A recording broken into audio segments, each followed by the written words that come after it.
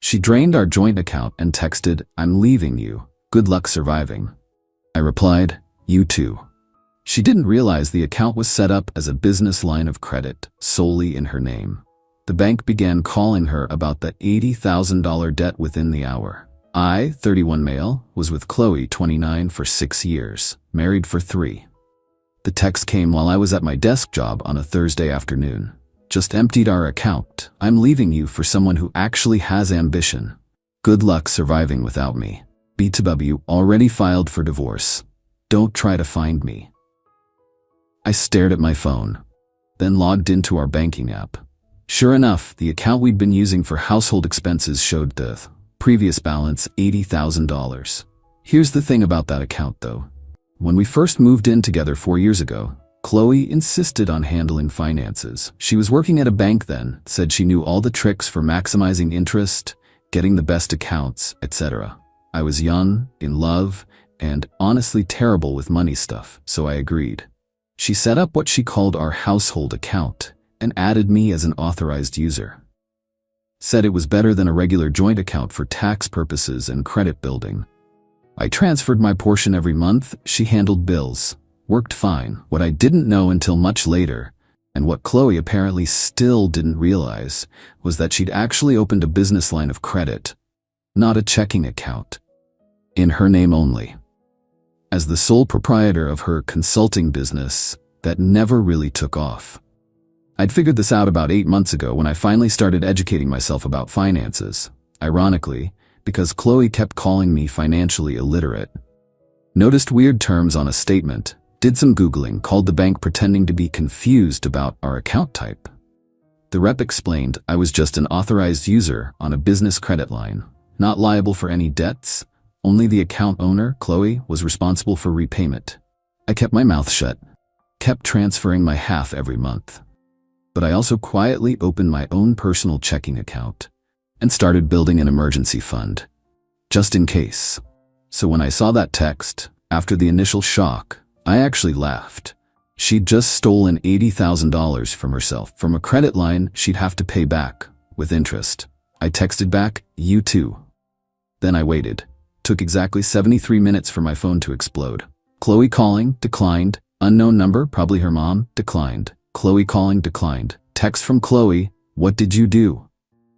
Text from Chloe, "The bank says I owe them money." Text from Lee, "This is your debt too." Text from Chloe, "Answer your phone." I screenshot everything, then blocked her number. 20 minutes later, her sister Meredith called. I actually liked Meredith, so I answered. "Theo, what's happening?" Chloe's hysterical. Something about the bank calling about a massive debt. "Meredith, your sister just drained what she thought was our joint account and sent me a text saying she's leaving me." Turns out it wasn't a joint account. It's a business credit line in her name. Long pause. She stole money from a credit line? Technically, she borrowed it from herself, and now she owes the bank $80,000 plus interest. But that was your money too. No, I was just an authorized user.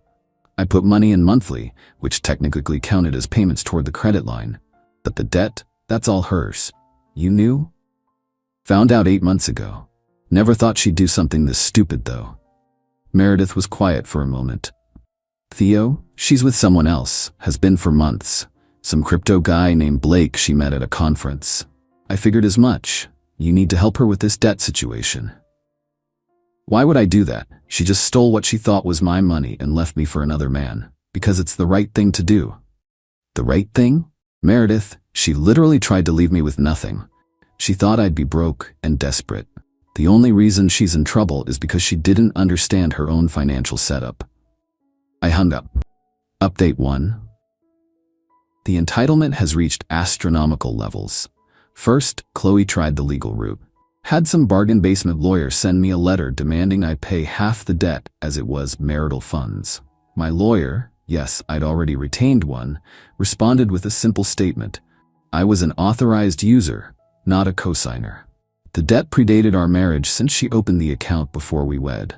Not my problem. Then came the emotional manipulation via her parents. Her dad, Robert, actually showed up at my apartment building. Doorman called up. "There's a Robert here to see you, says it's urgent. Tell him I'm not available." Could hear Robert yelling from the lobby about man-to-man conversations and doing the honorable thing. Security eventually escorted him out. But here's where it gets really interesting. Remember Blake, the crypto guy? Well, Meredith reached out again with some tea. Apparently, Chloe had told Blake she was getting at least $80,000 in the divorce, plus alimony, plus half my 401k. She'd been spinning this tale of being married to a tech executive, I work in IT support, who was loaded but cheap. Blake thought he was getting a sugar mama. When Chloe told him about the debt situation, he bounced. Literally ghosted her within 24 hours. She tried to move into the apartment he'd been renting for them. Yeah, she'd already signed a lease with him. But surprise, he'd never actually put her name on it. The landlord wouldn't let her in without Blake's permission, and Blake had already told them she was no longer authorized. So now Chloe was homeless, 80K in debt, and single. Did I feel bad? For about 0.3 seconds. Then I remembered the good luck surviving text and went back to eating my cereal. But Chloe wasn't done. Oh no, she created a whole victim narrative online, posted on social media about how her financially abusive ex-husband tricked her into debt. How I'd manipulated the banking system to trap her. Problem was, she'd forgotten that several of our mutual friends worked in finance. Her former coworker from the bank, Jerome, actually commented, "Chloe, you literally worked in banking. You opened that account yourself. I remember you bragging about the rewards points." She deleted the post, but screenshots were already circulating. Then came the truly pathetic attempt. She reached out to my mom. My mom. Trying to get her to convince me to help with the debt. My mom's response was legendary. She sent me the screenshot. "Chloe, Mrs. Davidson, Theo won't help me with this misunderstanding about our finances. As his mother, could you talk sense into him? The same sense you had when you were cheating on my son with that crypto fool? That kind of sense? Delete my number." But the peak entitlement came yesterday. I got a call from the bank. Not about the debt, about Chloe trying to report the authorized user card as fraud. She claimed I'd somehow stolen from the credit line without her knowledge. The bank rep sounded tired. "Sir, we've reviewed the account history. Every transaction from your card was for regular household expenses, groceries, utilities, etc. Does she really want us to investigate this as fraud?" "What happens if you do?" "Well, filing a false fraud report is a federal crime, and since she sent text messages admitting to taking the money, she withdrew $80,000 at once. How is that not flagged?" Business credit lines have different rules. It was technically her available credit, but now she owes it back with interest. The rate is substantial. How substantial? 24.99% APR. I actually choked on my coffee. At that rate, if she only made minimum payments, she'd be paying forever. Update 2. The spiral accelerated faster than I expected. Chloe's lawyer dropped her after she couldn't pay the retainer. She tried representing herself in our first divorce hearing, showed up in designer clothes, probably bought with the stolen money, and demanded alimony because she was accustomed to a certain lifestyle. The judge looked at her financial records, saw the $80,000 withdrawal, saw her texts admitting to taking it, saw that she'd been employed full-time until she quit 2 weeks ago, apparently thought she wouldn't need to work after cleaning me out. "Judge, ma'am, you withdrew $80,000 from a credit line, quit your job, and now want your ex-husband to support you?" He tricked me. He knew it was a credit line. "Did he force you to open the account?" "No, but..." "Did he force you to withdraw the money?" "No, but he should have told me." "You set up the account. You managed it for years. You work in banking. Ignorance of your own financial instruments is not your ex-husband's responsibility." Zero alimony. She actually owes Emmy money because she drained accounts that had marital funds in them. The $80 included my contributions over the years. But here's where Chloe's entitlement went nuclear. She started calling my employer daily, claiming I'd stolen from her, that I was dangerous, that they should be aware they employed a financial predator. HR pulled me in for a meeting. I explained the situation, showed them the divorce papers, her texts, everything. They were actually sympathetic, but said the calls were disruptive. That's when I played my ace. See, I'd been recording everything, legal in my state with one-party consent. including a voicemail where Chloe explicitly said, "I'm going to call your job every day until you pay my debt. I'll make up whatever I need to. They'll fire you eventually." HR's face went pale. Legal got involved. They sent Chloe a cease and desist. She violated it within 48 hours. My company pressed charges for harassment. But wait, there's more. The bank started collection proceedings. Chloe missed her first payment because she'd blown through most of the $80,000 already. How? Well, according to Meredith, who was thoroughly disgusted with her sister at this point, first-class tickets to Costa Rica for her and Blake, $12. Designer shopping spree, $15,000. Deposit on a luxury apartment she couldn't actually afford, $8,000. New car down payment, $10. Couldn't get approved for the loan though. Cosmetic procedures she'd been wanting, $7. The rest went to hotels, restaurants, and investing in Blake's crypto scheme. When the bank started calling about missed payments, she tried to negotiate. Claimed financial hardship. They asked for proof of income. She had none. She'd quit her job, remember? They accelerated the debt. Full $80 plus accumulated interest due immediately. Chloe's solution? She tried to get Robert to co-sign a consolidation loan. He refused. She tried her mom. Also refused. Even Meredith said no. Then she hit absolute rock bottom of shamelessness. She started a crowdfunding campaign. Help a domestic abuse survivor recover from financial exploitation. I kid you not. The campaign included photos of her crying, a completely fabricated story about how I'd manipulated her into debt through complex financial schemes, and a request for $100K to rebuild her life. It raised $37 in 3 days. Someone donated $2 with the comment "lol." Meredith sent me screenshots of Chloe melting down in their family group chat, demanding everyone share the campaign, calling them unsupportive when they refused. Her own aunt responded, "Chloe, everyone knows what you did. Stop embarrassing yourself." Update 3. The legal consequences started hitting. Remember the harassment charges? Chloe got arrested at her parents' house. Robert had to bail her out. The conditions included no contact with me or my employer.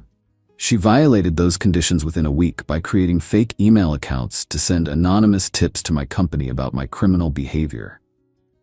IT traced them back to her IP address. Back to jail. This time, Robert didn't bail her out immediately. Let her sit for 48 hours to think about her choices. Meanwhile, the divorce was finalized. She got her personal belongings, her car, that she was making payments on. 40% of the marital assets would have been 50%, but the judge factored in the $80 she took. I kept. The apartment was mine before marriage. My 401k, protected since she withdrew the $80K. My sanity. She had to pay. The $80K credit line debt. My legal fees. Judge ruled her behavior was malicious. Court costs. The total she owed between the bank and legal fees? About $95. Her solution was spectacular in its stupidity. She tried to declare bankruptcy. Except, she'd transferred some assets to her parents to hide them before filing.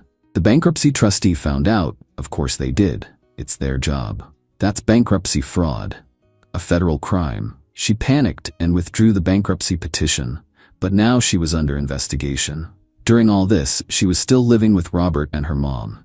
From what Meredith told me, it was rough. Chloe expected to be treated like a victim. Instead, her parents made her get a job. She's now working retail, pay rent, do chores, attend financial literacy classes.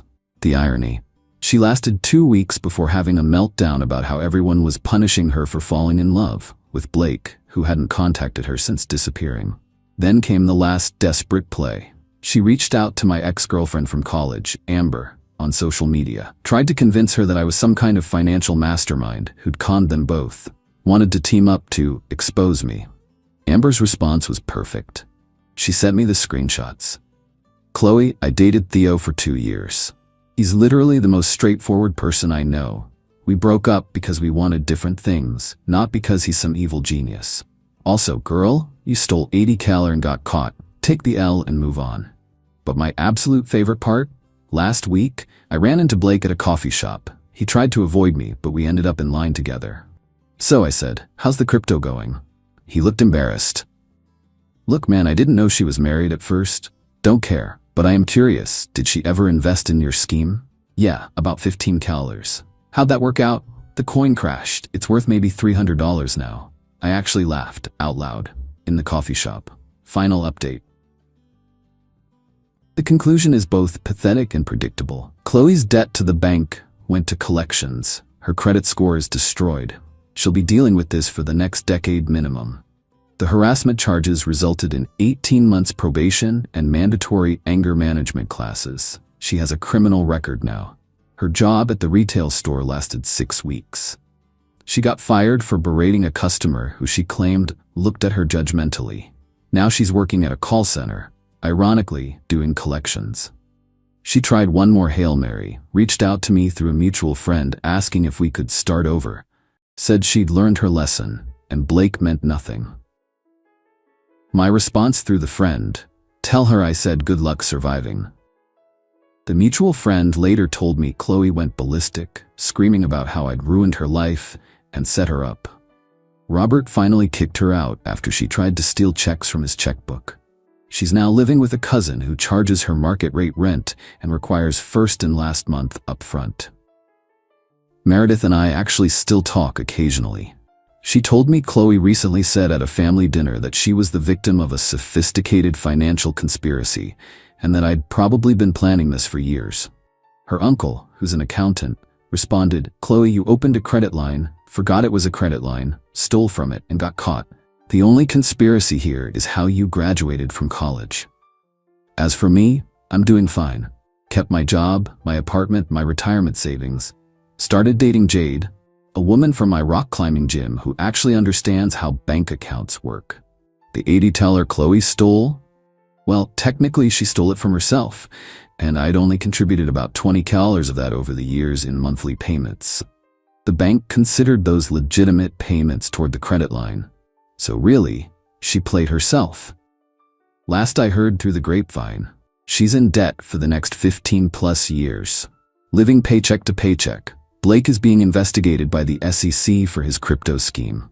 Her parents barely speak to her. She's banned from 3 local banks for aggressive behavior. Still posts vague quotes about surviving betrayal on social media. The moral of the story? If you're going to drain a joint account and leave your partner with a "good luck surviving" message, maybe make sure you actually understand what kind of account it is first. And definitely make sure it's not a credit line in your name only. Because turns out, karma doesn't need my help. Sometimes idiots destroy themselves with their own entitlement. Good luck surviving, Chloe. You're gonna need it for the next 15 years of monthly payments. Edit. Since people keep asking, yes, this is all legal. No, I had no obligation to warn her. She set up the account. She managed it.